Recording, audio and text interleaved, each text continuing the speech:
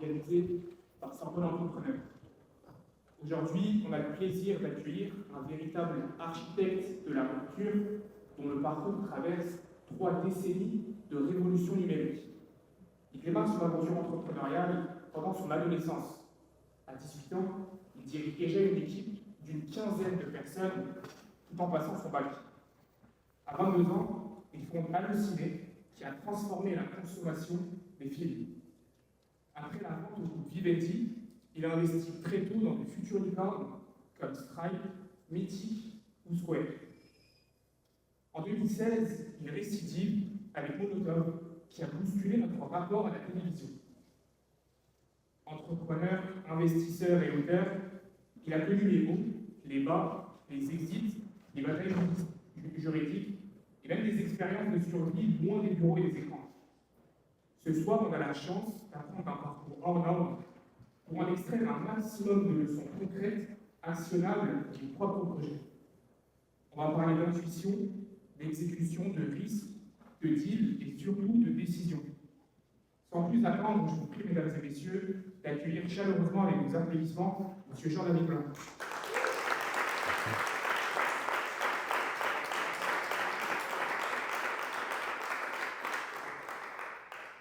Bonjour à vous, Monsieur Blanc.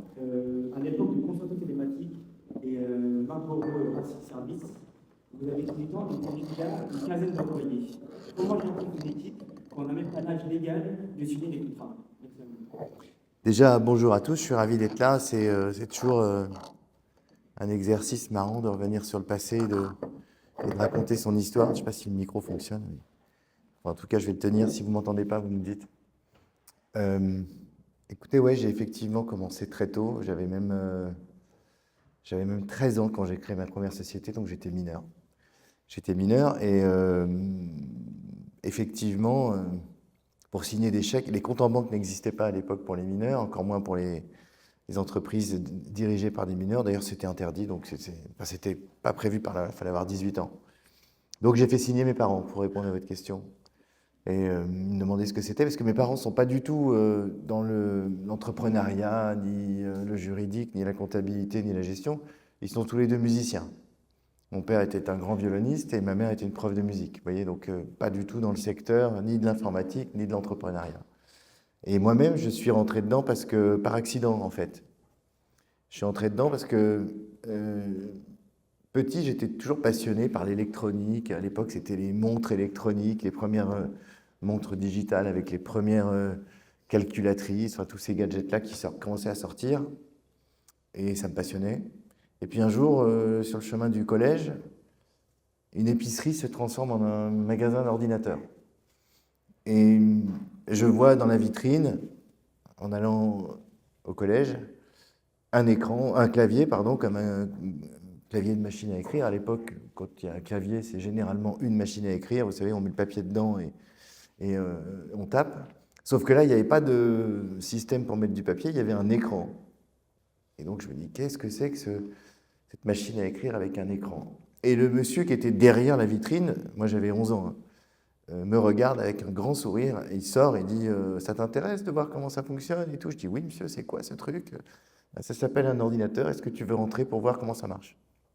Je suis rentré dans cette boutique, je ne suis jamais ressorti en fait. Chaque fois que je passais devant le matin ou le soir en venant de l'école, surtout le soir en venant de l'école, je passais 1 heure ou 2 dans cette boutique et j'essayais d'apprendre à m'en servir. Et ce monsieur a été super gentil parce qu'il m'a dit « Tiens, il me dit, est-ce que tu lis l'anglais ?» J'étais en 5e, donc je commençais l'anglais. Il m'a donné un bouquin, il me dit « Voilà, lis ce livre, ramène-le-moi demain. » Le lendemain, j'ai commencé à... Je l'avais lu toute la nuit, et le lendemain, j'ai dit « Je peux essayer des trucs sur votre... » Donc je suis entré dans la boutique et puis j'ai passé mon temps à essayer des trucs que j'avais appris en lisant le livre. Et puis au fur et à mesure du temps que je passais là-dedans, j'y restais jusqu'à la fermeture. Les parents d'ailleurs s'inquiétaient, ils ne savaient pas où j'étais. Je commençais à manipuler les ordinateurs de plus en plus. Et puis les clients qui venaient dans ce magasin me voyaient au fond du magasin en train de jouer avec les ordinateurs. Eux, ils étaient en train d'en acheter un. Et ils me disaient « Tu sais t'en servir, toi ?» Ah ben oui, monsieur, vous voulez que je vous montre comment ça marche? Et puis comme ça, il y a des gens qui m'ont dit « Tu veux pas me donner des cours ?» J'ai dit « Ok, super. » Donc je commençais à donner des cours à des vieux. Ils avaient entre 25 et 40 ans. Moi, j'avais 11 ans, 12 ans. Et puis, ils ont commencé à me donner de l'argent. Mais pour moi, c'était des sommes énormes. Mes parents me donnaient à mon frère et moi 5 francs par semaine pour s'acheter des trucs et puis plus généralement des bonbons ou petits gadgets. Et d'un seul coup, il y a des messieurs vieux qui me donnaient 50 francs. C'était des francs à l'époque. Et puis, je commençais à gagner beaucoup d'argent chaque semaine. Puis un jour, il y en a un qui me dit: tu veux pas me faire un programme? Parce qu'apparemment, tu sais programmer. Ah bah oui, super, j'étais hyper content. Quand on a 12-13 ans, de pouvoir rendre service à un vieux de 30 ans, c'est génial. J'ai commencé à gagner de l'argent, de plus en plus d'argent. Je me suis acheté mon ordinateur et de plus en plus, je commençais à faire des programmes et faire des cours. J'ai même été embauché à 14 ans dans une école, la première école d'informatique, qui s'appelait l'école d'informatique appliquée, qui était boulevard Saint-Michel, je me souviens. Mes élèves avaient 2 fois et demi mon âge, à peu près. Et c'est comme ça que j'ai commencé à gagner de l'argent. J'avais 12-13 ans, 14 ans. Alors, à l'époque, la boutique en question vendait des ordinateurs qui n'existent plus aujourd'hui, qui s'appelaient Tandy, T-A-N-D-Y. C'était les premiers TRS-80. Je suis sûr qu'on les trouve sur Google, là, si on tape Tandy TRS-80, vous allez les voir, là, j'imagine. Tandy. C'était vraiment les ancêtres. Voilà, TRS-80, modèle 1, c'est ça. Ça ressemblait à ça. C'était exactement, je ne sais pas si vous voyez l'image. Voilà. C'était vraiment les tout premiers ordinateurs. Et ce que vous voyez là, c'est le fameux clavier, le fameux écran. Et puis à gauche, ça s'appelle des floppy disks. Alors, il n'y avait pas de mémoire sur ces ordinateurs, il n'y avait pas de disque dur. Il fallait mettre des disquettes dedans. Et ça contenait très très peu d'informations. Enfin, à l'époque, c'était beaucoup, mais aujourd'hui, ce serait absolument ridicule. Donc voilà, c'était vraiment le premier ordinateur avec lequel j'ai commencé à jouer, puis travailler, puis gagner de l'argent. Après, avec ça, je me suis acheté effectivement un Apple II, qui était le premier ordinateur Apple. Alors, il y a eu l'Apple I qui était plutôt expérimental, mais le vrai premier ordinateur d'Apple, c'était un Apple II, avant le Macintosh, en 1980, 81 ou 82, quelque chose comme ça. Et avec ça, alors là, j'ai commencé à faire beaucoup de programmes, rencontrer d'autres adolescents qui, on était très peu nombreux, mais qui eux aussi étaient passionnés d'ordinateurs. On se retrouvait dans les boutiques. Il y avait quelques boutiques à Paris. Et donc le samedi ou le mercredi après-midi, on se retrouvait là, on sympathisait avec les vendeurs, on piratait les logiciels. Alors pirater les logiciels, ça voulait dire copier des logiciels qui étaient normalement à la vente. Donc, on collectionnait les logiciels. Et voilà, et de fil en aiguille, alors comment est-ce qu'on monte sa boîte la première fois? C'est un peu le fruit du hasard, parce que dans les années 80, une fois qu'il y a eu la micro-informatique, ça s'appelle de la micro-informatique, est arrivé, il y a eu un film qui a changé la vie de beaucoup de gens qui s'appelle War Games. Je ne sais pas si certains l'ont déjà vu ou savent de quoi il s'agit. Ça vous dit rien? Je vous encourage à le voir parce qu'il est hyper d'actualité en ce moment. Il est vraiment, je l'ai revu il n'y a pas longtemps, il est ultra moderne. Ça pourrait exister aujourd'hui. C'est l'histoire d'un adolescent qui s'appelle David, qui, pareil, est fan d'ordinateur. Il a un ordinateur similaire à celui-là. On est dans les années 83, un truc comme ça. Et il a un appareil que nous n'avions pas à l'époque qui s'appelle un modem. Alors, c'est quoi un modem? Ça permet de connecter l'ordinateur à un réseau informatique, par téléphone. Parce qu'avant, c'était des machines autonomes.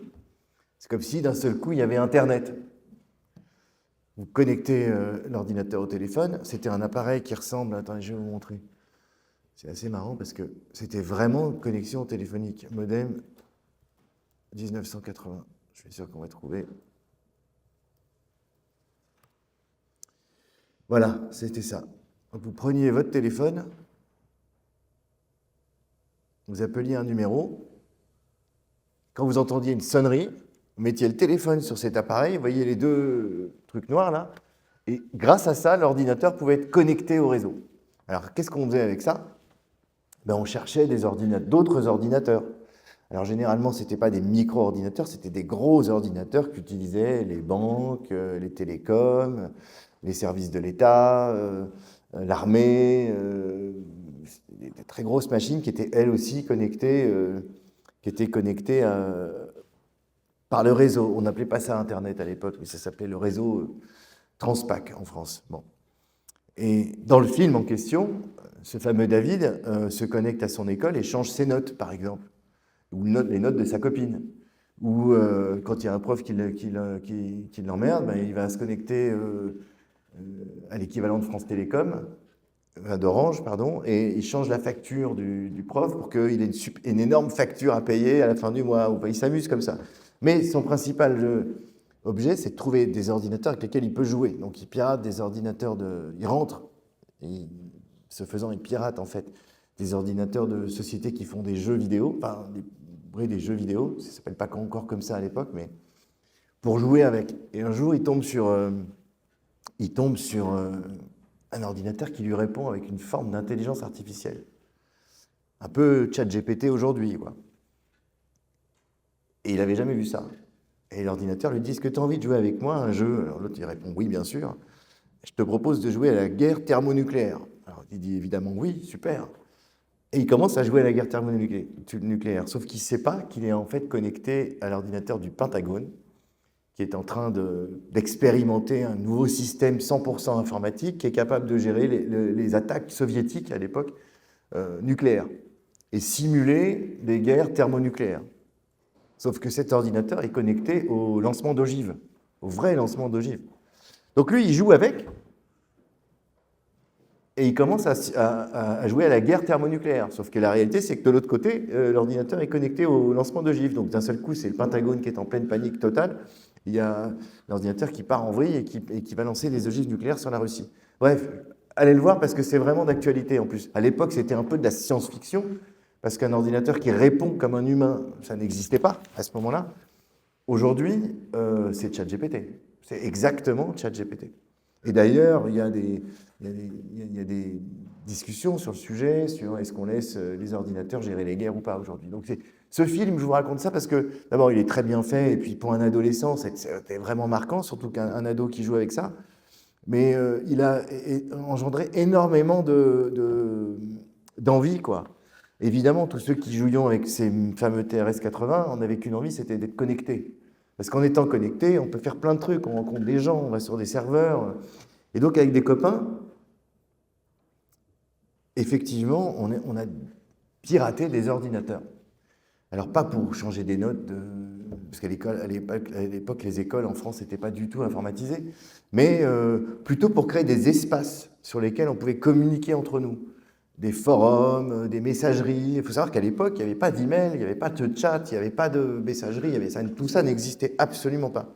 Donc on a tout créé, tout inventé en piratant l'ordinateur d'une banque, en fait. Dans un coin d'un ordinateur d'une banque, on avait créé nos propres logiciels et on se retrouvait là tous les soirs et on papotait, on parlait de nos trouvailles ou des choses comme ça. Et de fil en aiguille, on a créé un clan, un peu un club qui s'est appelé le Solex Crack Band, qui était un club de pirates. J'ai quelques photos, là, j'en ai retrouvé justement pour vous. Où, vous voyez, on avait créé un service, je ne sais pas si vous voyez, où alors, SCB, ça veut dire Solex Crack Band, David's Bug, c'était mon nom de pirate, et le club de pirates pouvait se retrouver et faire tous ces trucs-là. C'était des menus, alors il fallait taper A ou B ou C. C'était vraiment, ça se présentait comme ça. Il n'y avait pas d'image, il n'y avait rien du tout. J'avais avoir, je sais pas, 13 ans, 14 ans, un truc comme ça. Et donc on avait même créé, c'était l'époque du film Ghostbusters, on avait créé une page d'accueil qui était comme ça. Vous voyez ? Et je crois qu'avec mes copains, je ressemblais à ça à l'époque. J'ai retrouvé une vieille photo. Ça, c'était ma chambre chez mes parents. Et ça, c'était les images, c'était toute la bande du Solex Crack Band. Et voilà, ça a duré 2-3 ans. Et d'ailleurs, 2 ans plus tard, j'ai eu une descente de flics à la maison parce qu'on a piraté tellement de trucs. 6 h du matin, ils sont venus me chercher pour me mettre en garde à vue. C'était d'ailleurs le jour de mon bac français. Donc, ils m'ont emmené à l'école avec les menottes pour passer le bac. C'est très cool.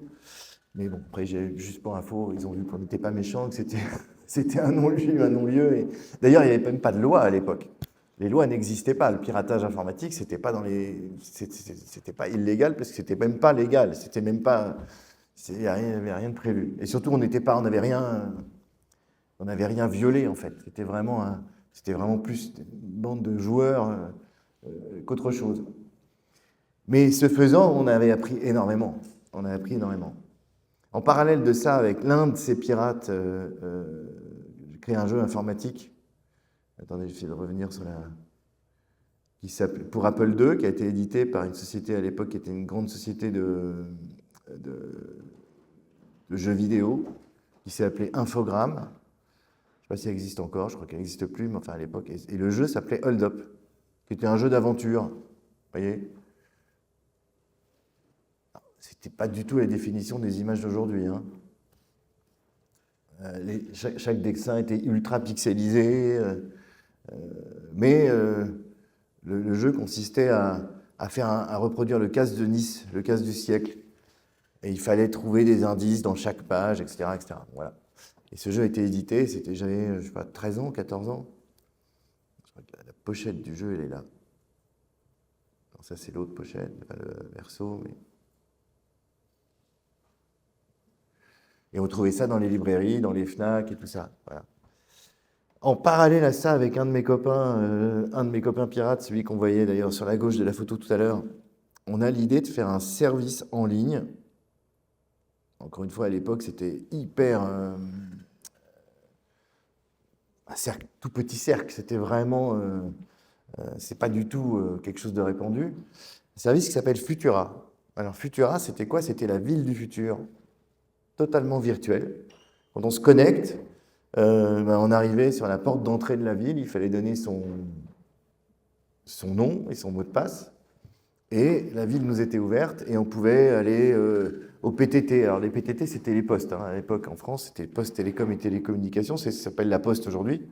Pour pouvoir y déposer des messages que les autres pouvaient trouver quand ils se connectaient. Ça s'appelle l'email aujourd'hui. Mais ça n'existait pas, encore une fois. Il y avait des forums où il y avait des messages publics.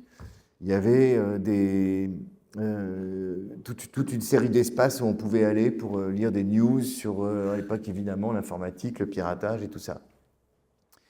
Et je me souviens qu'un jour, on a commencé à vendre des abonnements parce qu'on a utilisé un Apple II pour faire ça. Et il pouvait y avoir qu'une seule personne à la fois qui pouvait se connecter à Futura. Donc il fallait que la personne ait raccroché pour qu'un autre puisse se connecter. Ça paraît dingue, mais c'était comme ça. Et ça cartonnait tellement qu'on finissait par faire payer les abonnements.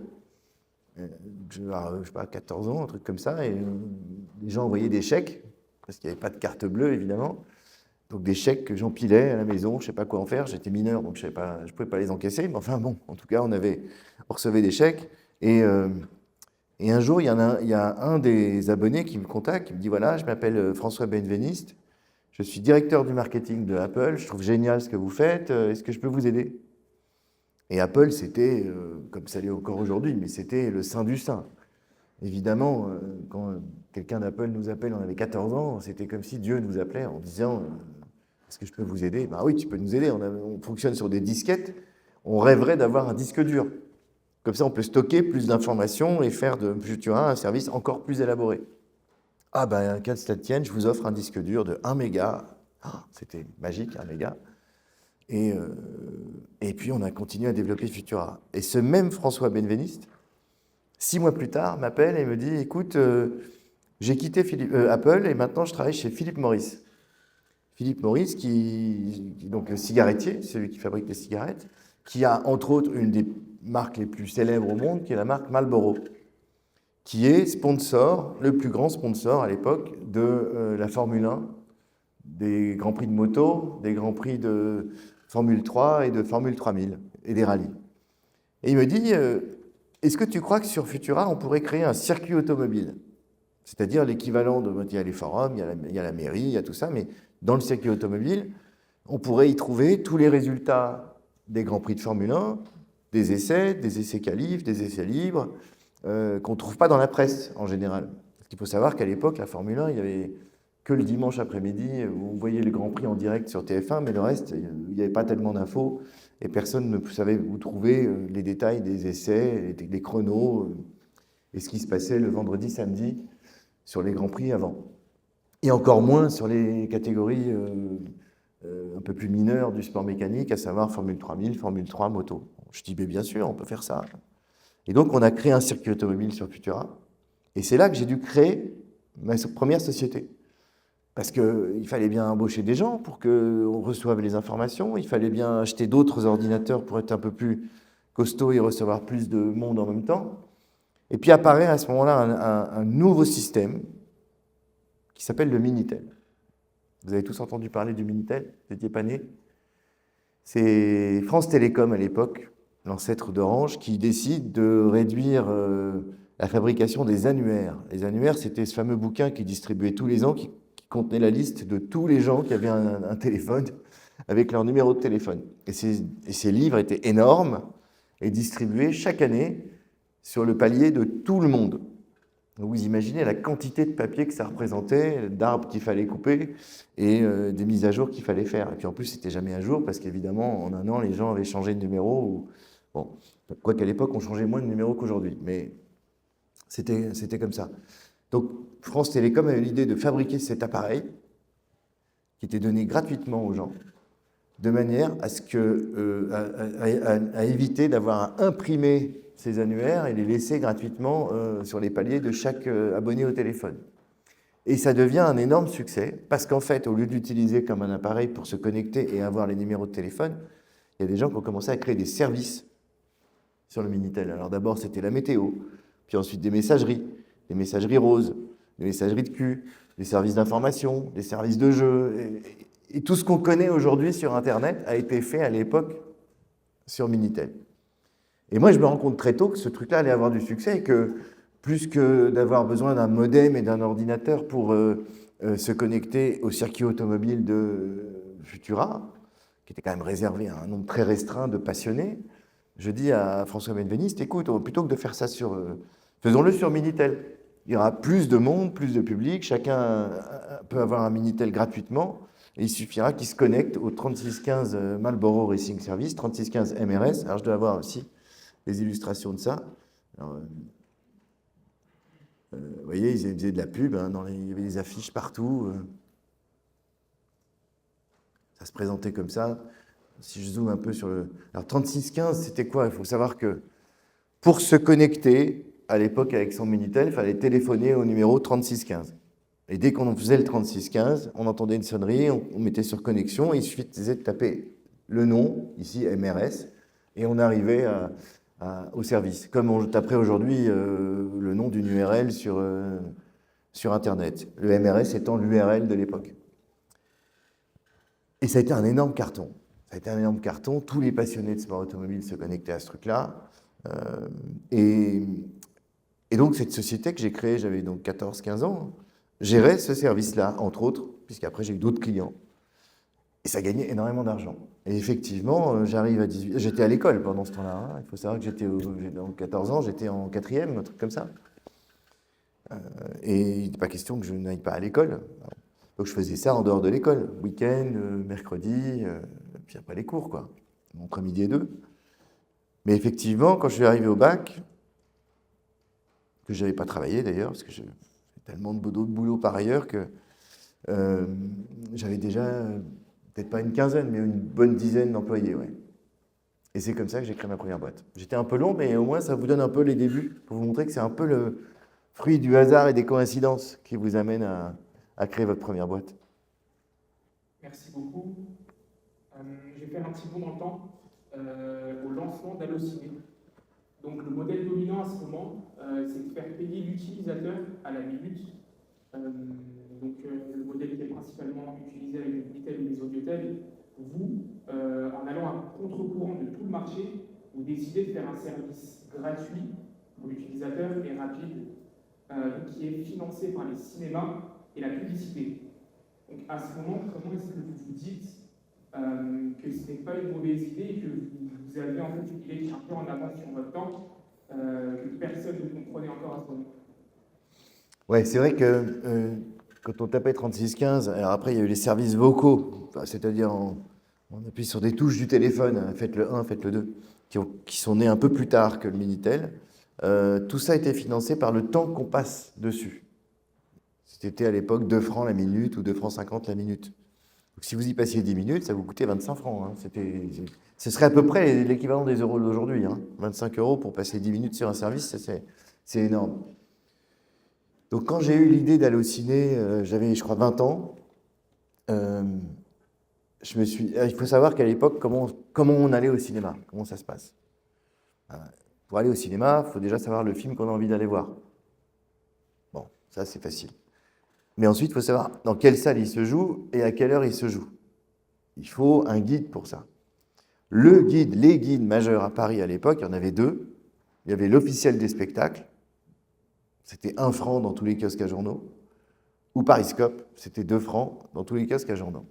C'était quoi ces guides-là? C'était un peu des annuaires de tous les cinémas et des théâtres et des sorties à Paris, avec tous les horaires des films de cinéma, tous les programmes de théâtre, etc. etc. Bon. Ça valait 1 franc. L'autre valait 2 francs. Les deux étaient les mêmes à peu près. Hein. Enfin, dans tous les kiosques à journaux, vous trouviez l'officiel du spectacle et Pariscope. Alors pourquoi aller au ciné? Parce qu'en fait, un jour, on était un dimanche. Je voulais aller au cinéma. J'ai commencé à me passionner du cinéma à peu près à l'âge de 15 ans. Et je vais au kiosque à journaux, il est en bas de chez moi et il est fermé. Donc compliqué d'aller au cinéma sans l'information. Donc j'appelle à l'époque un numéro qui était le 12 au téléphone, où on avait une opératrice. C'était les fameux renseignements téléphoniques. Vous n'avez pas connu ça non plus, mais quand on voulait joindre quelqu'un ou quelque chose et qu'on n'avait pas le numéro, on pouvait soit regarder dans l'annuaire papier, soit appeler le 12.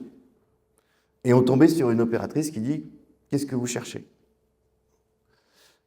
Soit vous dites le nom d'une personne, d'une rue et d'une adresse, et elle vous donne son numéro de téléphone, si cette personne n'est pas sur liste rouge, c'est-à-dire cachée dans l'annuaire.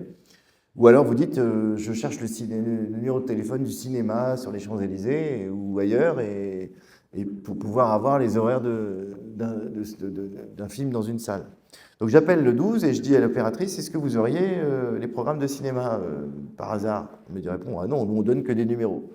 Bon, alors est-ce que vous auriez les numéros de téléphone des salles sur les Champs-Élysées? Ah oui, monsieur, mais on donne que 3 numéros à la fois. Il y en a 12, donc, ou 8 ou 10, donc il va falloir nous rappeler 2 fois. Ah bon, alors, donc je demande les 3 premiers numéros des salles de cinéma. Elle me donne les 3 premières, elle raccroche, je rappelle, bonjour, je voudrais les numéros de cinéma sur les Champs-Élysées. J'ai déjà celle-là et celle-là. Bon, bref, au bout de 3 appels, j'ai effectivement les 9 numéros des 9 cinémas qu'il y avait à l'époque sur les Champs-Élysées. Et là, il fallait ensuite appeler les cinémas pour savoir ce qu'il y avait dedans et à quelle heure se jouait le film que je voulais voir.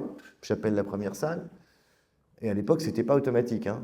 Vous tombiez sur une bande, au milieu de la bande, qui vous disait « Salle 2, Indiana Jones, la séance commence à 14h, 17h, 16h. » Enfin, ça a duré 1 heure avant d'avoir... Puis si par hasard vous aviez loupé le truc, il fallait attendre le début de la bande. Donc j'ai appelé la première salle, il n'y avait pas, la deuxième, il n'y avait pas, la troisième, il y avait effectivement le film que je voulais voir, mais je venais de le louper en fait. Ça faisait déjà une demi-heure, 3/4 d'heure que j'étais sur le truc, je venais de le louper et je me dis, mais pourquoi il n'y a pas un numéro de téléphone pour pouvoir avoir tous les horaires de toutes les salles de cinéma pour aller voir le film que j'ai envie d'aller voir, plutôt que d'aller au kiosque à journaux, chercher le truc, ouvrir le machin,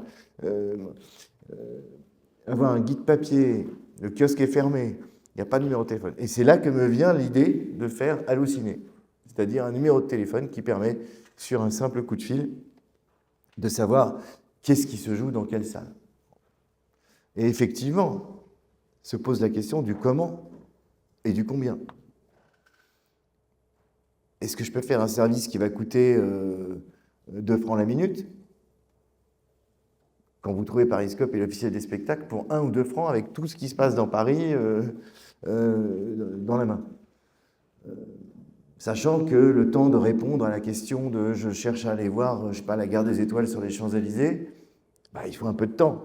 Vous y passez 2-3 minutes. Vous imaginez, ça coûte déjà 10 fois le prix de l'officiel des spectacles. Donc, je me suis dit, c'est pas possible, il faut trouver un moyen à la fois technique et à la fois financier pour que ça marche, que les gens n'aient pas peur d'appeler ce numéro en se disant ça va me coûter une fortune.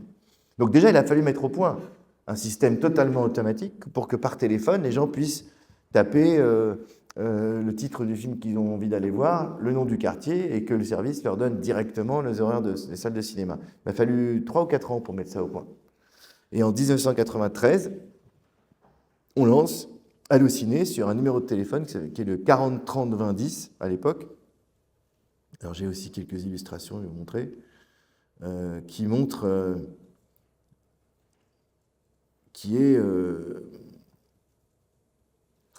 que les gens appelaient et pouvaient joindre par téléphone. Et effectivement, un peu par parano, un peu pour des raisons économiques, on se dit on ne peut pas faire payer 2 francs la minute pour avoir un seul horaire de cinéma. C'est pas viable, c'est pas acceptable. Bon. Il faut trouver un autre modèle économique. Et là, l'idée nous vient de dire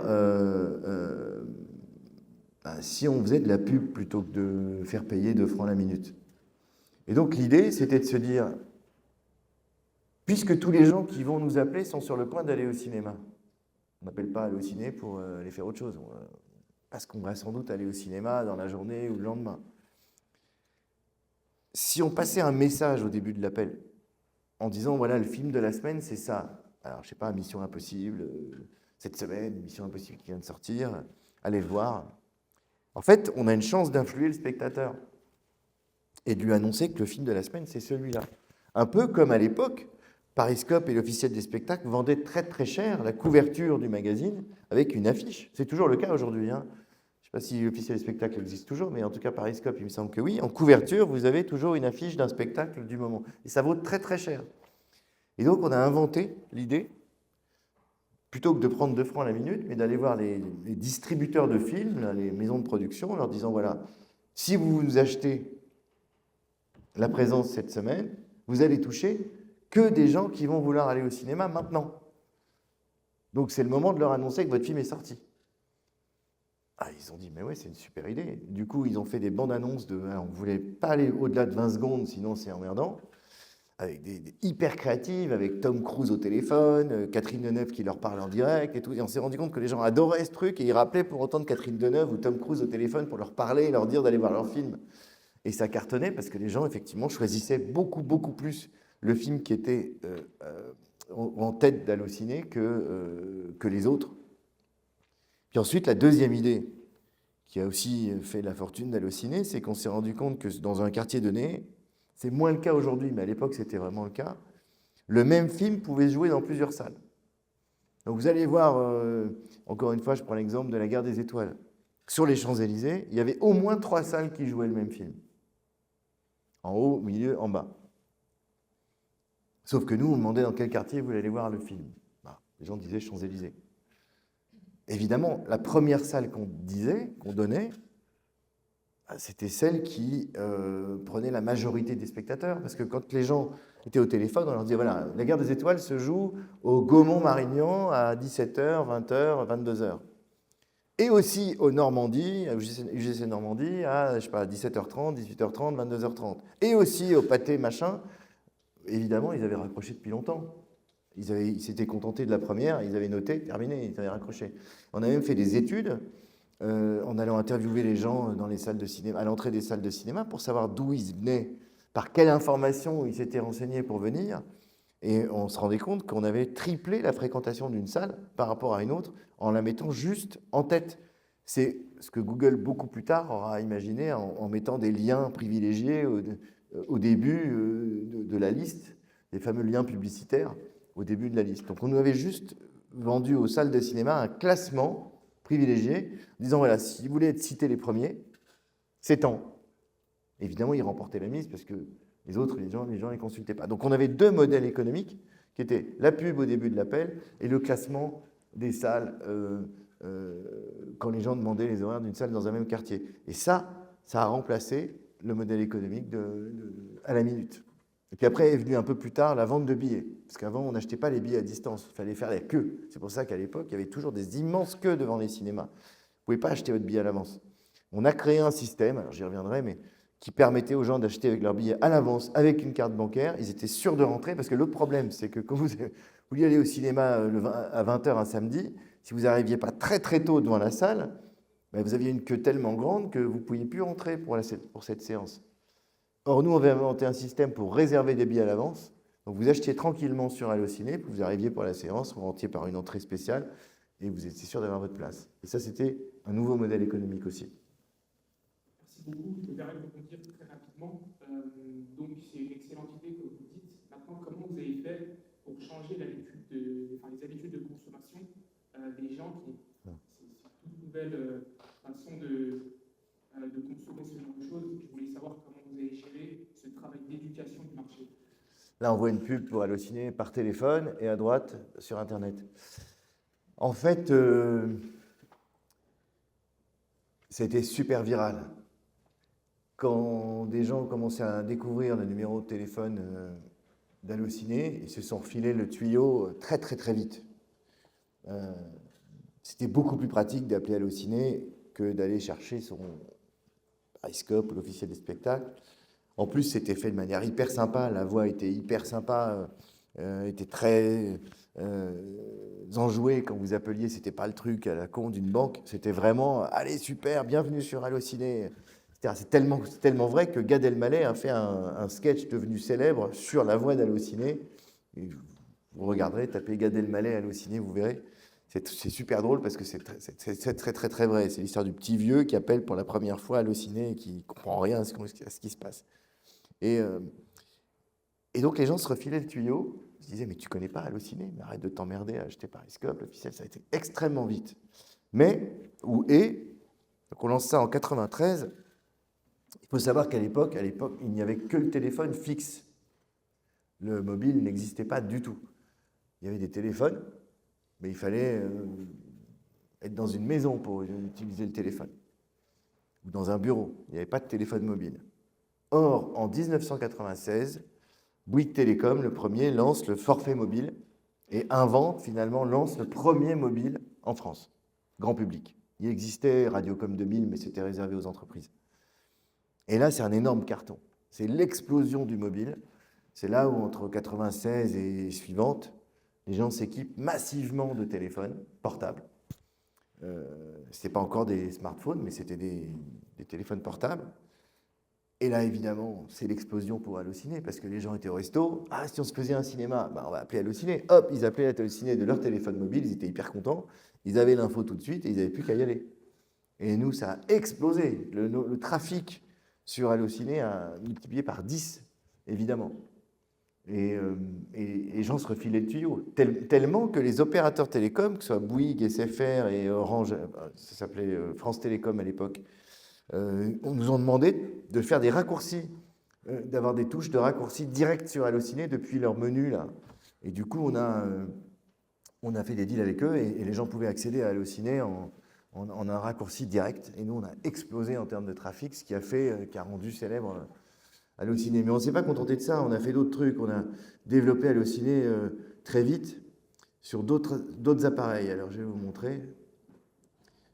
D'abord, il y a eu ce qu'on a appelé le WAP. Alors, le WAP, c'était l'ancêtre du SMS. Ça, c'était un téléphone mobile de l'époque. Et on a réussi à créer un service qui permet aux gens de pouvoir consulter Allociné via SMS.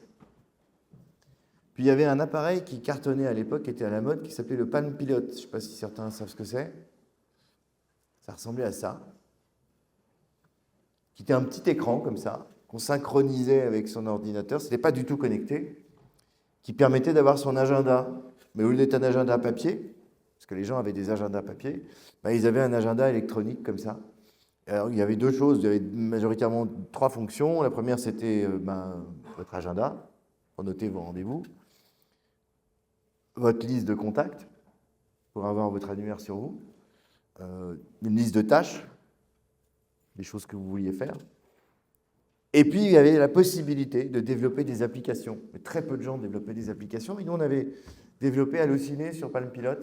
Et quand les gens synchronisaient, parce que cet appareil se synchronisait avec votre ordinateur perso pour faire des sauvegardes.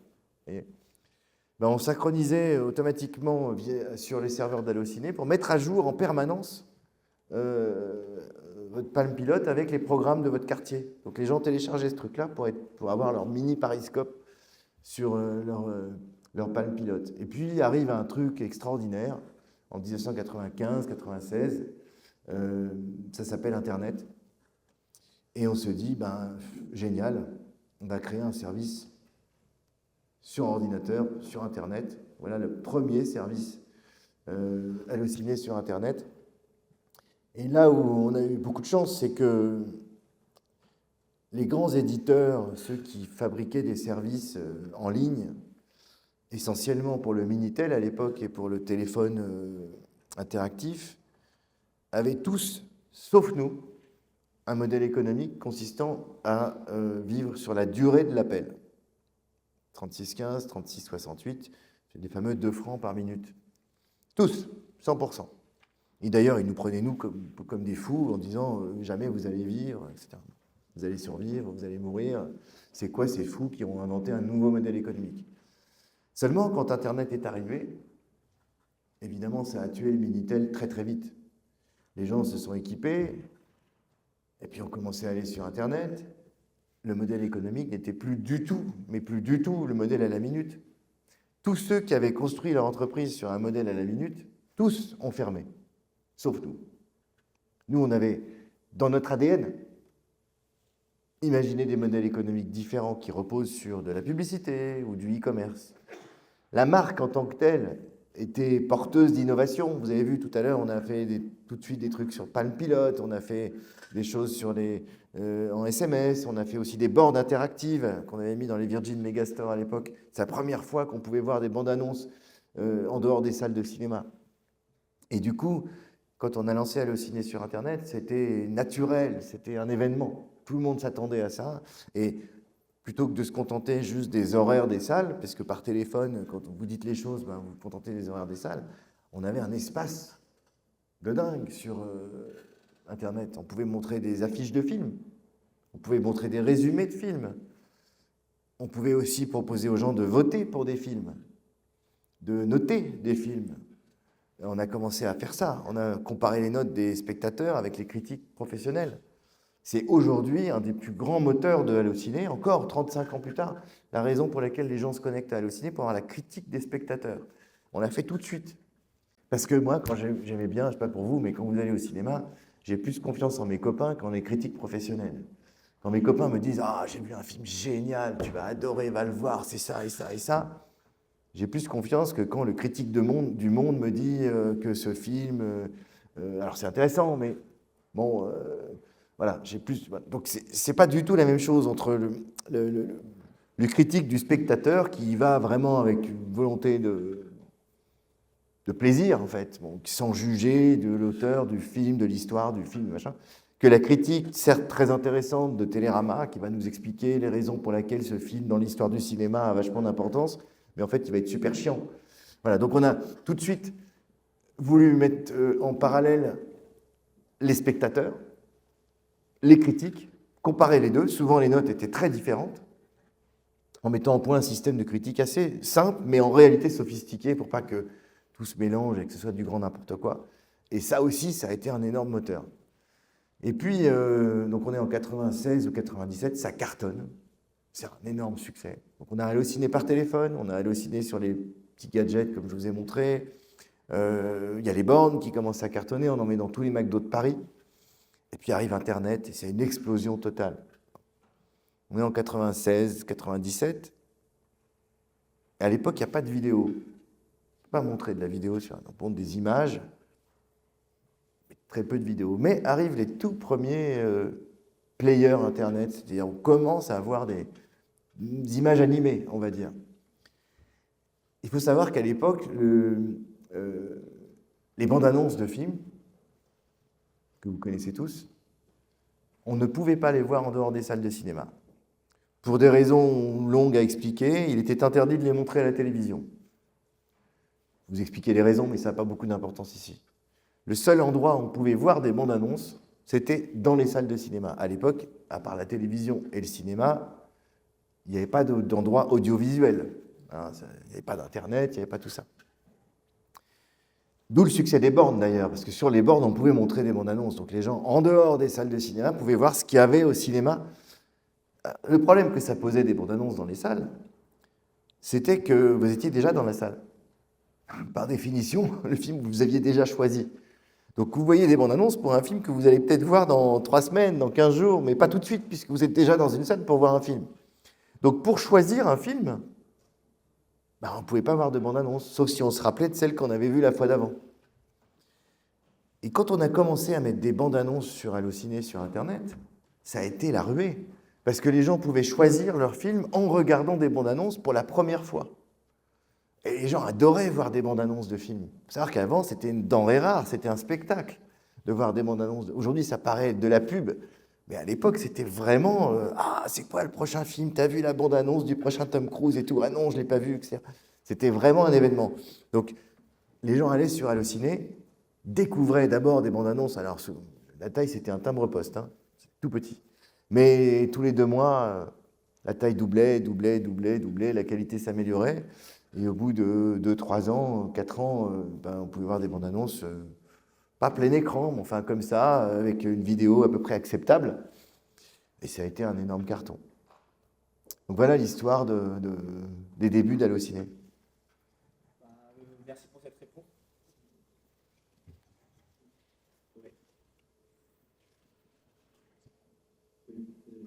Merci pour cette réponse. Du coup, vous avez un peu parlé de la réussite d'Allociné. Mais pour autant, en 2001, vous vendez Allociné à Vivendi. Avec le recul, vous avez dit que cette vente était peut-être une erreur. Si vous pouvez remonter le temps, qu'est-ce que vous négocierez différemment dans ce deal? Alors, oui et non. En fait, l'idée de... Quand Canal+, qui appartenait à l'époque, comme toujours aujourd'hui, au groupe Vivendi, était dirigé par Pierre Lescure. Et Vivendi par un homme qui s'appelle Jean-Marie Messier, dont vous avez peut-être entendu parler. Et Jean-Marie Messier avait comme ambition de faire du groupe Vivendi, qui était propriétaire de SFR et de Canal+, un groupe multimédia en disant j'ai les tuyaux, SFR, j'ai les contenus Canal+, donc c'est ça l'avenir. Bon, il a une ambition très forte, il a même racheté le studio Universal à l'époque, on est en 2000. Et ils ne faisaient pas du tout d'Internet. Ils étaient très mauvais sur Internet. Et ils se sont dit, si on veut exister sur Internet, il faut partir d'une start-up. Et celle qui réussit le mieux en ce moment, dans notre domaine, c'est Allociné. Donc ils m'ont approché en disant, voilà, on veut vous racheter. On est en 1999. Les dates sont importantes parce qu'il s'est passé plein de trucs entre 1999 et 2000. Et ils viennent me voir en me faisant des propositions indécentes. Enfin, moi, j'avais 29 ans à l'époque. Et on me propose des centaines de millions. Quand vous avez 29 ans et qu'on vous propose des centaines de millions, vous êtes un peu câblé, vous dites, bon, je sais que j'ai fait quelque chose de pas mal, mais enfin, il ne faut pas exagérer. À l'époque, c'était en francs, mais ça représentait des dizaines d'immeubles à Paris. C'est comme si, d'un seul coup, ce que j'avais créé en 8 ans valait l'équivalent de 30 ou 40 immeubles à Paris. Vous imaginez, vous avez 29 ans, vous êtes né dans une famille de musiciens. Bon. C'est quand même, vous dites, ça se trouve, les choses peuvent changer, pourquoi pas. Mais bon, ce n'était pas l'argent qui m'intéressait. Au départ, je leur dis, moi, je ne suis pas très motivé. En même temps, je me dis, je suis con, si je ne le fais pas, on ne sait jamais. Bon, voilà. Mais me vient une idée, en fait. Me vient une idée qui est que les vidéos sur Allociné commençaient vraiment à cartonner. Les bandes annonces, les fameuses bandes annonces. Et on commençait à bien maîtriser la diffusion des bandes annonces et de la vidéo sur Internet. Par ailleurs, on vendait des billets de cinéma. Je vous l'ai dit tout à l'heure, on a inventé la vente de billets de cinéma à l'avance. Aujourd'hui, vous achetez votre billet sur votre application, mais ça n'existait pas du tout. C'est vraiment Allociné qui l'a inventé en 1995. Et donc, on savait prendre la carte bleue et gérer une transaction. Et je savais que Canal avait une filiale qui s'appelait à l'époque, ce serait Studio Canal aujourd'hui, mais je ne me souviens plus du nom, peu importe, qui avait des droits sur des films, achetait des droits sur des films pour les diffuser à la télévision, sur notamment leur chaîne Canal+. Et ils avaient créé des chaînes de cinéma spécialisées par thème, ciné-cinéma, ciné-cinéphile, où ils diffusaient des films toute la journée. Et en discutant et en réfléchissant, je me dis, tiens, on pourrait mixer notre savoir-faire entre la possibilité de voir des vidéos à la demande, les bandes annonces que les gens regardent, le fait de faire payer avec une carte bleue, les billets qu'on vendait, et un catalogue de films dont était propriétaire Canal+. Et avec ça, on pourrait faire un service de vidéo à la demande, de manière à ce que les gens puissent, de chez eux, regarder les films qu'ils veulent en appuyant sur un bouton. Il faut savoir qu'à l'époque, c'était la seule façon de voir des films à la demande, c'était il fallait avoir un magnétoscope, c'était un appareil dans lequel on mettait une cassette vidéo et on appuyait sur un bouton pour voir le film. Mais cette cassette vidéo, il fallait soit l'acheter à la Fnac, soit la louer dans un vidéoclub. Vous n'avez jamais connu les vidéoclubs, j'imagine. Les vidéoclubs, c'était des magasins qui avaient quasiment dans tous les coins de rue de Paris et de France et de Navarre. C'était une boutique où il y avait une collection de cassettes vidéo. Ça deviendra plus tard des DVD. Vous achetiez ou louez cette cassette pour voir le film. Donc, il fallait aller dans le magasin, encore faut-il qu'il soit ouvert. Vous louiez la cassette, vous la mettez chez vous, vous regardez le film, vous la rendez le lendemain. C'est ça le modèle. Hein. Donc, imaginez un service où vous êtes chez vous, vous pianotez sur votre ordinateur, vous avez une liste de films et vous appuyez sur un bouton, mettez votre carte bleue et vous le voyez tout de suite. C'était totalement révolutionnaire. Et c'est ça qui fait que je rappelle Canal. Je demande à voir Pierre Lescure, qui était le président. Je rencontre Pierre Lescure. Je lui dis, Pierre, écoutez, je ne suis pas vendeur, mais j'ai une idée qui consiste à faire un service qui permettrait aux gens de voir des films à la demande de chez eux. Je lui explique ce que je viens de vous dire. Il me regarde. Il me dit, écoute, j'ai rien compris, mais ça a l'air génial. Ok, banco, on y va. Et c'est comme ça que je fais entrer Canal+ au capital d'Allociné, en me protégeant au cas où on ne s'entende pas, avec des clauses de rachat réciproques si on ne s'entendait pas. Et je décide de faire entrer Canal+ au capital, dans le but de créer un service qui s'appellera d'un nom de code KTV, parce qu'en fait c'était le développeur avec qui on développait ça s'appelait Kevin, mais en réalité allait s'appeler Allociné Home Video, qui aurait été le premier service de vidéo à la demande au monde en 1999. Voilà. Et puis, donc, on signe fin décembre 1999,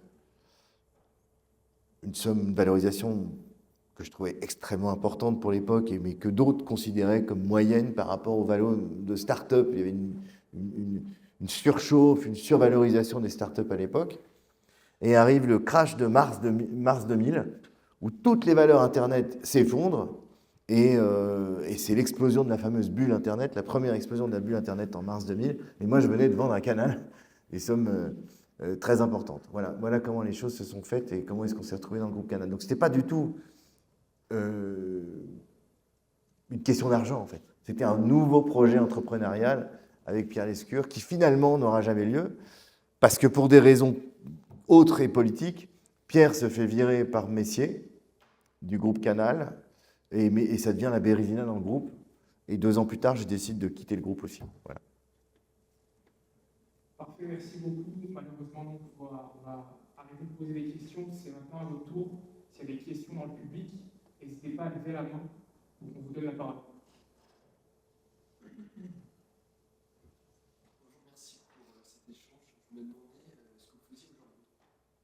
Aujourd'hui, je dirige Molotov, qui est une entreprise que j'ai créée depuis, donc dont on a parlé tout à l'heure. Alors Molotov, vous savez ce que c'est? C'est l'application qui permet de regarder la télé et qu'on a imaginé dans les années 2010. Et c'est né de... Attendez, je vais vous montrer. Vous avez dû voir des pubs déjà, j'imagine. Je vais chercher une qui est significative. Par exemple, celle-là. Molotov est né d'une idée simple, c'est que dans les années 2010, entre 2000 et 2010, le câble puis les opérateurs télécoms ont multiplié de manière considérable le nombre de chaînes de télévision. Il faut savoir qu'en 2000, il y avait 12 chaînes de télévision. 12. Et encore, on était passé de 6 à 12 dans les années précédentes. Il n'y avait que 6 chaînes de télévision, puis 12. Pas de replay, rien du tout. En 2010, on était passé de 12 chaînes à 150 chaînes de télévision. Ce que vous connaissez aujourd'hui quand vous allez dans les menus des opérateurs télécoms. Et à ça s'additionnait un nouveau truc qui n'existait pas à ce moment-là, avant, c'était les replays. Et vous savez ce que c'est? Si vous n'avez pas raté le truc, vous pouvez le voir un peu plus tard. Mais la façon d'y accéder n'avait pas changé. Donc, il fallait aller avec la télécommande, taper 1, puis 2, puis 3, puis quand il s'agissait de taper 10, ça devenait plus chiant parce que le 10, il ne s'affichait pas tout de suite. Donc on faisait P+, P+, P+, pour monter d'une chaîne à l'autre ou descendre d'une chaîne à l'autre. Ce qui fait qu'en 2010, 12, quand on voulait voir ce qu'il y avait à la télé, il fallait passer 1 heure, quoi. J'appuie sur P+, P+, P+, P+, puis j'arrivais au milieu d'un programme. En général, je ne savais pas ce que c'était. Il y avait marqué un nom de titre, et encore pas toujours. Souvent le numéro de la chaîne, c'est tout. Donc j'arrivais au milieu d'un programme, souvent, parfois au milieu de la pub, impossible de savoir ce qu'il y avait à la télé. Donc finalement, l'expérience de télévision, c'était, j'allume la télé, je zappe de 1 à 150, je finis par éteindre en disant, chier, il n'y a rien à la télé. Voilà, c'était ça la réalité de l'expérience de télévision en 2010. Premièrement. Deuxièmement, pour avoir accès à ça, il fallait avoir une box. C'est toujours le cas d'ailleurs. Et cette box a été raccordée à la télévision et au câble ou à l'opérateur télécom. Simplement, on avait une box à la maison. Quand on avait une télé dans le salon puis une autre dans la chambre, il fallait la mettre dans l'une ou dans l'autre, à moins de payer une deuxième box que faisaient rarement les gens. Et je ne vous dis pas s'il y a une troisième télé. Par ailleurs, il n'était pas question de regarder la télé sur un ordinateur, sur un téléphone, sur une tablette. Enfin, tout ça commençait à apparaître. En tout cas, les ordinateurs existaient déjà. Évidemment, on ne pouvait pas regarder la télé sur l'ordinateur. Il fallait être devant la télé. Et encore moins à l'extérieur de chez soi. Donc en 2010-2012, je me dis, attends, il y a tellement d'offres à la télévision, comment ça se fait que cette interface n'a pas été revisitée, qu'on ne puisse pas voir visuellement ce qu'il y a à la télé, ce qu'il va y avoir à la télé, ou ce qu'il y a eu à la télé pour pouvoir le revoir. Et de là, et en plus, accessible partout. Non seulement sur ma télé, mais aussi sur mon téléphone, sur mon ordi, sur ma tablette, puis quand je suis en déplacement, etc.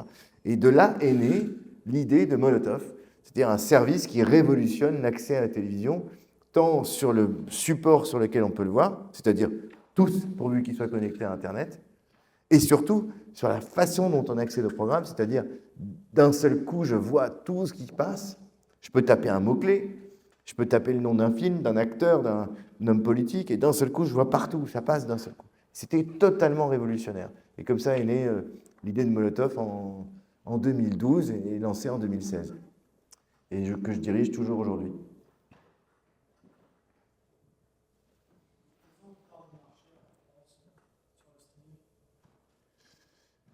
Alors, il faut définir de quel streaming on parle, parce que les services sont tous différents. Vous avez grosso modo 2 types de services.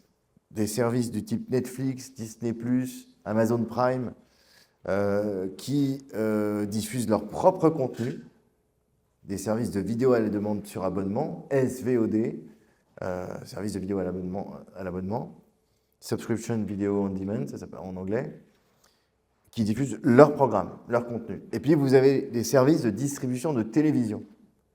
Le premier, historiquement, étant Molotov. Puis ensuite sont venus les Canal. Alors Canal, c'est un mix des deux. Ils ont du contenu propriétaire et ils diffusent aussi les chaînes de télévision. Puis vous avez les ISP, les opérateurs télécoms, qui à l'époque fournissaient des box, maintenant fournissent aussi, comme Molotov, des applications. Nous, aujourd'hui, en France, on représente à peu près entre 1 et 2 millions d'utilisateurs par mois. Sur un marché de, je sais pas, 40 millions de foyers ou 35 millions de foyers, vous voyez, à peu près.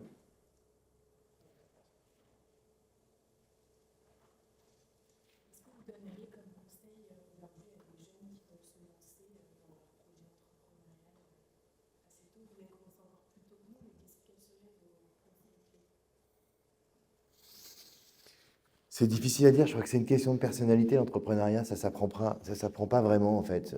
Alors après, chacun est différent, on apprend des skills, on apprend des choses, mais il y a un truc que Bernard Tapie disait que j'ai trouvé vraiment intéressant, qui résonne en moi, il disait, voilà, pour être entrepreneur, il faut être à la fois vieux, expérimenté, avoir un peu d'expérience, mais en même temps, être jeune. Avoir la fougue d'un jeune et l'énergie d'un jeune. Et il faut savoir prendre des risques, évidemment, et il faut aussi être prudent. Il faut aussi être un peu pessimiste, un peu parano. Qu'est-ce qui va se passer si ça... C'est un peu l'idée tout à l'heure de la question de pourquoi vous avez fait Allociné gratuit, c'était un peu de la parano aussi, vous voyez. Donc, il faut avoir des qualités qui sont assez contradictoires et assez innombrables. En fait, lui, ce qu'il dit, et je pense qu'il n'a pas tort, au fond, on ne peut pas être tout ça à la fois. Le secret, s'il y en a un, c'est de savoir s'entourer. S'entourer des bonnes personnes. Et après tout, on pourrait même ne rien savoir faire, en fait, pas avoir de spécialité. Mais à une condition, c'est de bien savoir s'entourer. Voilà. Donc je pense que c'est ça, un des secrets pour réussir. Mais ce n'est pas ça qui vous donne l'énergie. Ce qui vous donne l'énergie, c'est en vous. C'est le fait de croire à ce que vous faites, d'avoir envie de le faire, d'être passionné, amoureux de ce que vous faites, et qui fait que, voilà, ça devient une obsession, en fait. C'est une obsession. Une obsession, une passion. Vous vous réveillez le matin en pensant à ça, vous couchez le soir en pensant à ça. Et ça, c'est pas un truc qu'on vous donne c'est pas un devoir qu'on vous donne. Hein. C'est en vous, quoi. C'est un peu comme tomber amoureux. Hein. Quand vous tombez amoureux, on vous dit pas, bah, pense à un tel. Vous y pensez tout le temps. Vous dites, tiens, qu'est-ce que je pourrais faire pour lui faire plaisir? Ou tiens, machin, il est en train de me tromper, ou au contraire, il est amoureux. Oui, c'est obsessionnel. Ben, c'est ça, c'est une entreprise, l'entrepreneuriat, c'est ça. Je ne suis pas sûr que ça s'apprenne à l'école, moi. Je pense qu'on vous donne des clés, on vous explique les grands domaines, on vous raconte les histoires des autres, on vous apprend la gestion, on vous donne des exemples, on vous apprend à compter. Pour moi, le meilleur entrepreneur, c'est un paysan. Hein, c'est-à-dire un gars qui dit bah ouais, je fais de la farine, j'ai tant de kilos et je vais les vendre. Hein. Je ne vais pas essayer de faire des plans sur la comète, pas compliquer les choses. Le vrai entrepreneur, ça commence comme ça. On peut sophistiquer, mais c'est savoir compter. Mais s'il n'y a pas l'énergie, qu'il n'y a pas la passion, ça ne sert à rien. Parce que c'est vraiment dur. Hein. Il y a des moments où c'est très dur. Vous dites, plein de fois, vous dites, je vais me planter. Je ne vais pas y arriver. Il y a 1000 raisons de vous planter. Et par miracle, vous avez un chemin qui fait que ça marche, quoi.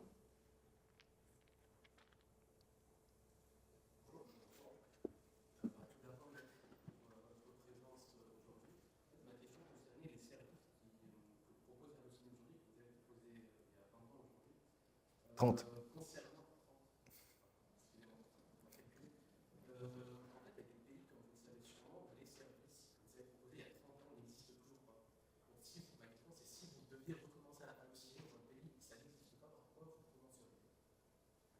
Alors déjà, j'ai des doutes que ça n'existe pas parce que Google répond maintenant à peu près à toutes les questions. Alors, il n'y a pas forcément la même ergonomie, mais il y a des hallucinés locaux, des médias, des choses. Forcément.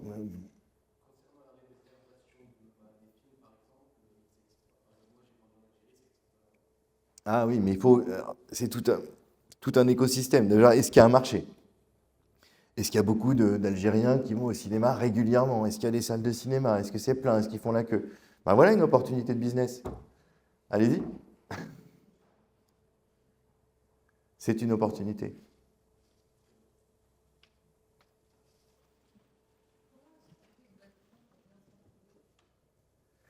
Alors ça, c'est le plus difficile. C'est vraiment le plus difficile. Déjà, il faut définir les compétences dont vous avez besoin. Alors, s'il s'agit de finance ou de comptabilité, vous n'allez pas prendre un peintre en bâtiment. Vous allez vous intéresser, vous allez chercher des gens qui ont fait des études. C'est là où, en fait, les études sont intéressantes. Vous allez servir des entrepreneurs, les étudiants, parce que vous allez avoir une spécialité, un métier, et puis un jour, vous allez entrer dans une entreprise. Donc, l'entrepreneur va aller chercher des gens qui ont cette formation ou cette expérience, plus l'expérience que la formation d'ailleurs, pour répondre à ce besoin. Donc, chercher quelqu'un dans la finance, ben, vous allez vous intéresser aux gens qui sont dans la finance. Chercher quelqu'un pour développer des programmes, vous allez chercher des développeurs, vous allez chercher dans chaque catégorie de ce dont vous avez besoin. Et donc, commencez déjà par définir le métier dont vous avez besoin. Juridique, finance, corps de métier que vous faites, Après, il faut savoir faire un casting. Est-ce que c'est la bonne personne? Est-ce qu'elle a assez d'expérience? Pas de bonne expérience. Et puis ensuite, on va bien s'entendre? Est-ce qu'on va se comprendre? Est-ce que l'environnement dans lequel on va travailler ensemble va bien fonctionner? Est-ce qu'elle va apporter quelque chose de nouveau à l'entreprise, en plus de son métier? Est-ce qu'elle va bosser? Parce qu'il y a des gens qui ils viennent bosser juste pour croûter, mais qui s'en foutent en fait. C'est juste un moyen de manger, c'est pas... prennent pas de passion pour ce qu'on fait. Nous, ce qu'on attend, les entrepreneurs, c'est des gens qui sont un peu comme nous, même si pas forcément avec cette énergie-là, mais au moins qui aient le sens du collectif, de vouloir faire avancer l'entreprise. Voilà, c'est à la fois des vrais skills et des soft skills, à savoir maîtriser un métier et puis avoir un feeling, quoi. Mais c'est ce qu'il y a de plus difficile. Vous avez tout à fait mis le doigt sur la chose la plus difficile et la plus importante.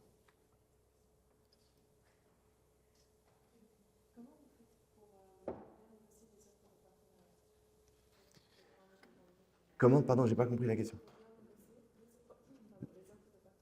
Par exemple, quelles offres de partenariat? Vous pensez à quoi?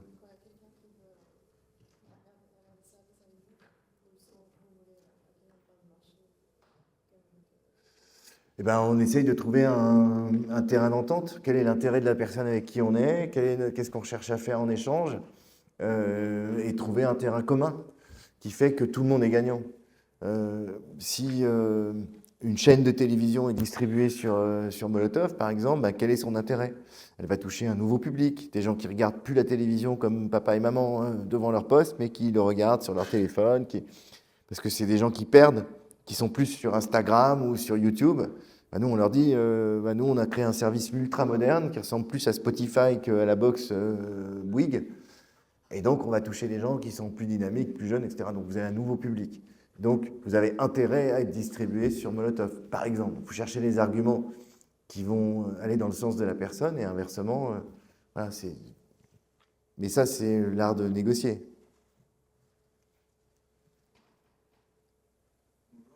Bonjour. Je voulais savoir comment vous avez réussi à faire la transition entre la technicité et l'opérationnel. Par exemple, au début, vous programmiez, puis vous êtes passé à piloter une équipe. Comment vous avez réussi à déléguer les tâches, entre guillemets, et aujourd'hui, quel est votre rapport à l'informatique? C'est une question hyper intéressante parce que c'est vrai que c'est pas évident, ça se fait naturellement en fait. On commence par maîtriser une technologie. On commence à comprendre que cette technologie peut transformer des choses dans la vie de tous les jours et pour monsieur et madame tout le monde, pas simplement pour ceux qui pratiquent cette technologie. On se dit, mais comment on fait? On maîtrise la technologie, mais pas forcément le reste. Et puis,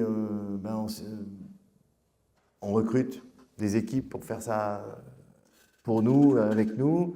Et puis on essaye de résoudre d'autres problèmes donc qu'on ne connaît pas forcément. Moi, je ne connaissais pas la comptabilité, je ne connaissais pas la finance, je ne connaissais pas même le monde du cinéma. Je me souviens, la première fois que j'ai été voir la Fédération française des cinémas français, enfin la Fédération nationale des cinémas français, c'est-à-dire le syndicat qui regroupe toutes les salles de cinéma de France, pour leur expliquer que le projet d'Allociné, ils m'ont dit ça ne marchera jamais. On n'y croit pas, ça ne marchera jamais. Bon, ok, si le président des cinémas de France me dit que ça ne marchera jamais, peut-être que je vais me planter, mais je l'ai lancé quand même. Vous voyez. Et il connaissait mal son public, visiblement. Mais en fait, on est confronté à toute une série de problèmes qu'on résout. C'est ça, être entrepreneur, poser la question de tout à l'heure. On a un problème, une conviction, on le résout. Mais exactement comme dans la vie, hein. Si demain vous refaites des travaux dans votre appartement, c'est quoi les problèmes? Alors, j'ai besoin d'un peintre, d'un électricien, d'un machin. Vous n'êtes ni peintre, ni électricien, ni plombier, mais vous allez chercher les bons. C'est un peu ça, c'est ça l'entrepreneuriat. C'est essayer de comprendre et de résoudre des problèmes sur lesquels on n'est pas compétent, aller s'entourer justement des bonnes personnes et pour arriver à cet objectif. Parce que la vision, vous l'avez. Faire un service qui donne le moyen d'aller rapidement et facilement au cinéma pour des gens qui adorent ça. Et comme ça c'est votre objectif et votre vision. Comment faire pour y arriver? Vous devez résoudre des tonnes de problèmes. Problèmes techniques. Où est-ce que par exemple, une des questions, c'est où est-ce que je vais avoir les horaires de cinéma, moi, au début, pour pouvoir les redonner aux autres? Donc, je me suis renseigné. Je ne vais pas appeler chaque salle tous les mercredis, plutôt tous les mardis, en leur disant c'est quoi l'horaire de vos films demain? Il y a 1000 salles à Paris et 8000 en France. Non, j'ai découvert qu'il y avait des agences de presse, dont c'était le métier, qui compilent cette information et qui le revendent aux journaux, aux radios, etc. Donc j'ai acheté cette information à une agence de presse. Résolu un problème. Ensuite, comment je vais faire de la pub pour me faire connaître? Vous voyez, ouais, vous résolvez un problème après l'autre. Mais c'est, encore une fois, c'est comme dans la vie normale, quoi. Vous avez pensé à des solutions qui pourraient s'apparenter à Netflix ou à des modules de Google ou YouTube. Est-ce que vous avez des regrets de ne pas avoir plus poussé ces idées-là avant l'heure et donc d'avoir le rayonnement que ça pourrait avoir aujourd'hui? Et avec l'avènement de l'IA aujourd'hui, est-ce que vous n'avez pas un feu et des idées du même genre que vous pourriez mettre en place et qui vous donneraient la motivation de continuer aujourd'hui? Alors, pour répondre à la première question, des regrets, non, parce que je n'ai pas de regrets, j'ai fait plein de trucs qui m'ont plu ensuite, etc. Je pense qu'effectivement, c'est une opportunité manquée. Mais non pas simplement de mon fait, je pense que c'est Canal, Vivendi à l'époque, avec qui on aurait pu faire quelque chose qui aurait été totalement révolutionnaire 8 ou 10 ans avant Netflix. Parce que Netflix est né, le premier service de streaming. Ils ont inauguré le service en 2008. Et là, je parle de 99, donc presque 10 ans avant. Et je pense qu'effectivement, on aurait je ne sais pas ce que serait devenu l'Allociné home vidéo de l'époque, mais ça a été très, très visionnaire. Est-ce que j'ai le regret de ne pas l'avoir lancé? Ça aurait été cool de le faire, mais non, parce que rien ne dit que ça aurait été un succès à l'époque. Il ne faut jamais arriver ni trop tard, ni trop tôt, vous voyez. Ça aurait été cool de le faire. En tout cas, il y avait tous les éléments pour le faire, la technologie, le service, l'idée, le savoir-faire. Mais bon, ce n'était pas le bon moment, en tout cas politiquement, dans le groupe Canal+, Vivendi. Mais je pense que ça aurait effectivement cartonné à l'époque. Et pour répondre à la deuxième question, l'IA, c'est un nouveau monde. C'est encore plus grand que l'arrivée d'Internet. C'est complètement dingue ce qui se passe. Vous êtes né dans une période de dingue. Tous les jours, on découvre des services en IA et tout ce qu'on peut imaginer de faire avec. On ne sait pas encore ce qui va naître propre à l'IA. On voit des choses qui s'automatisent. On est épaté par un service qui fait des chansons toutes seules, qui les font d'ailleurs de manière incroyable, qui font des vidéos toutes seules, qui répondent à des questions de manière super précise, qui analysent des bouquins, qui analysent des... Vous l'utilisez, j'imagine, tous les jours. Et tous les jours, c'est encore plus épatant. Donc il y a tout un monde qui arrive, et en fait, on est au balbutiement.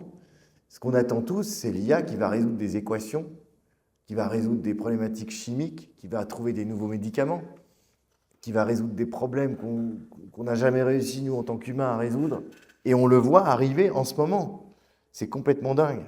Mais il va y avoir des revers. On va inventer des armes aussi, on va inventer des manipulations, des virus, des trucs, des systèmes de surveillance dans certains pays. Donc il y a évidemment, quand on fait du feu, c'est un miracle, mais aussi on peut brûler des maisons avec le feu. Donc quand on invente le marteau, on peut fabriquer des maisons, mais on peut tuer des gens avec. Donc voilà, c'est un moment génial. Est-ce que moi j'ai des idées avec plein?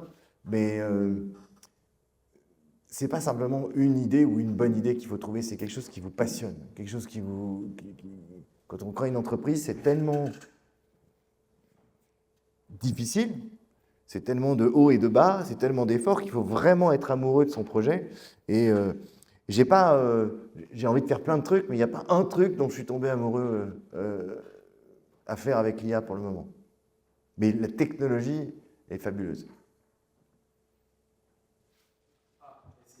Bonsoir et merci de votre présence aujourd'hui. Ma première question est celle de savoir, je suis dans le business avec des collaborateurs et parfois quand on ressent que ça ne donne pas, moi j'ai tendance à vouloir pivoter l'activité, j'ai tendance à vouloir dire que bon les gars, ça ne marche pas trop, faisons ça. Et à force de proposer des nouvelles idées, mes partenaires ont l'impression que moi ce qui me motive c'est les nouvelles idées, les nouveaux trucs. Mais en réalité, moi je me dis, si on a fait ça 3 mois, ça va donner, je pense qu'il faut pivoter. Donc, qu'est-ce que vous pouvez nous conseiller dans ce sens où on est en train d'avancer? La deuxième question est un peu plus éthique, c'est c'est la relation entre les affaires et l'amour. Parce que pour moi, c'est très important de me dire que, par exemple, moi j'ai une copine et elle est très bonne, elle est parfaite. Pour ton CDI, sois tranquille, tu vas faire les affaires après. Tu vois, comment est-ce que vous avez vécu cette situation-là d'avoir une compagne?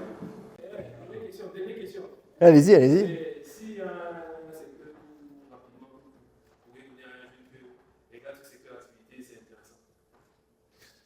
Alors, je vais commencer par la dernière. Moi, je suis dans le monde de la technologie et donc je vous dirais regardez la tech parce qu'il y a tellement de trucs intéressants. En même temps, il y a tellement de compétitions, tellement de choses, donc il faut trouver la bonne idée. Moi, c'est ce qui me passionne. Si j'ai une réponse à vous donner, c'est trouver quelque chose qui vous passionne. Si vous voulez réinventer l'aspirateur, faites-le. Il y a un génie qui s'appelle Dyson qui l'a fait et qui a révolutionné l'aspirateur il n'y a pas très longtemps. Et c'est un génie absolu. Alors, je vous m'auriez dit on va inventer un nouvel aspirateur il y a 10 ans, je vous aurais dit vous êtes fous. Le mec est un génie. Donc, dernière question, une seule réponse. Faites ce qui vous passionne, dans n'importe quel domaine, peu importe. Que ce soit faire des fleurs, parce que vous les ferez de manière nouvelle et originale. Inventer une nouvelle... j'ai pas besoin de s'appeler Elon Musk et inventer une nouvelle fusée pour être génial. Vous pouvez être génial en inventant un nouveau système qui a porté les micros, parce que ça sert aux gens. Ce qui compte, c'est que vous fassiez ce qui vous passionne. Sur la deuxième question, c'est très personnel. Moi, si ça me saoule, je change de copine. Mais en fait, au contraire, je saisis l'opportunité d'une personne qui m'aime et que j'aime, qui va peut-être, avec qui je vais discuter, confronter des idées, et qui a une personnalité différente de la mienne. Et il faut qu'elle accepte que vous aimiez entreprendre et que vous acceptiez qu'elle soit moins entrepreneuriale et plus conservatrice. D'ailleurs, dans un couple, c'est plutôt complémentaire d'être un peu les deux. Un qui est un peu plus conservateur et l'autre qui est plus entrepreneur. Donc, il faut peut-être le voir comme ça, plutôt comme une complémentarité. Chacun son caractère et chacun sa façon d'être. Ce qui compte, c'est qu'elle ne vous empêche pas de le faire. Parce qu'on n'empêche pas un oiseau de voler. Hein. Très vite, il va se sortir du nid. Donc, il faut que... Voilà. Et sur la première question, c'était quoi? Ah oui, le pivot. En fait, vous posez une question qui est, est-ce que je maintiens mon idée, comment on appelle ça, je persévère, ou est-ce que j'abandonne et je passe à autre chose? C'est une question vachement difficile, parce que ça démarre pas forcément tout de suite, le succès. Il faut persévérer, il faut avancer, mais en même temps, il ne faut pas trop persévérer si on se rend compte que c'est un échec et que ça ne marche pas. Et c'est bien de pivoter et d'avoir des nouvelles idées pour pivoter. Mais si vous passez votre temps à pivoter, vous faites un tour de manège en permanence, quoi. Donc c'est un peu un mix des deux. Moi, si je devais me donner un critère pour prendre une décision, c'est est-ce que j'ai des clients? Est-ce qu'il y a des gens qui utilisent mon service? Alors, j'ai peut-être pas trouvé le modèle économique tout de suite. Il faut le faire vite, hein, parce que sinon, vous allez vite mourir. Ou dépendre d'investisseurs qui vont... Mais si vous avez des utilisateurs et des clients tout de suite qui adorent votre produit, alors vous avez quelque chose. Il faut fine-tuner, il faut insister, il faut peut-être trouver un autre modèle économique. Mais pour moi, le critère le plus important, c'est ça. C'est le succès du service ou du produit que vous faites. Vous voyez, quand on a lancé Allociné, immédiatement, on n'avait plus assez de lignes téléphoniques pour répondre au téléphone. Les lignes Internet qu'on avait à l'époque étaient saturées immédiatement. Notre problème, c'était comment on va faire pour financer plus de lignes. Quand on a lancé Molotov, on n'avait pas ouvert, qu'on avait déjà 200 000 utilisateurs. 6 mois plus tard, 1 million. Zéro publicité. Hein. On n'avait pas investi 1 euro en publicité. 1 million d'utilisateurs juste sur la France. Vous vous rendez compte? Sur Molotov, tellement c'était un carton. Alors, on n'a pas encore trouvé le modèle économique, mais ça cartonnait. Donc, quand vous avez quelque chose comme ça, pour moi, c'est un indicateur qui est fort. C'est que le produit a trouvé son public. Et les gens, ils ne viennent pas chez vous pour vous faire plaisir. Ils viennent chez vous parce qu'ils adorent votre service. Donc, pour moi, ce serait le critère. Mais parfois, ça met plus de temps. Parfois, il faut écouter son instinct, en fait. Vraiment écouter son instinct.